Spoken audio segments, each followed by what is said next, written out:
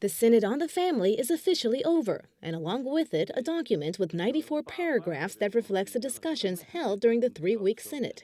For the most part, there was a consensus among the majority of bishops. Perhaps some of you may say, well, 3 of those paragraphs or 4 did not receive real high numbers. That would be one way of looking at it. Another way would be in the context of what Pope Francis is doing for the Church. An image that Pope Francis has used from the beginning of his pontificate is the Church is a field hospital. It's a very beautiful expression, and it means the Church has to be there in all of those areas where there are great difficulties. One of the points where there is disagreement is the issue of divorce in civilly remarried Catholics.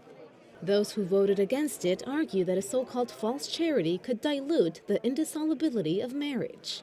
The Synod describes the divorced as brothers and sisters. It calls for bishops to look at, quote, forms of exclusion currently practiced in the liturgical, pastoral, educational, and institutional forum that can be overcome. One example of this could be the issue of how some dioceses do not allow the divorced to be godparents, religion teachers, or representatives of a diocese.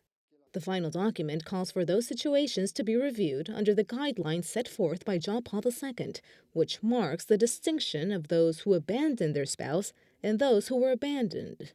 The reflection also calls on priests to help the faithful in educating their conscience and recognize what their situation is before God. It adds the conversation with the priest in the internal forum contributes to the formation of having the faithful use their correct judgment over what could become an obstacle in living the life of the Church in full. It adds that in the priest's discernment, the gospel and truth cannot be set aside. Pope Francis has revived the Synod of Bishops. He speaks about collegiality, he speaks about synodality, and those are the 2 things that we experienced in spades. The document gives concrete proposals and it has a positive tone that gives hope to families. It shows that what is broke can indeed be healed. Perfetto perché è stato realizzato.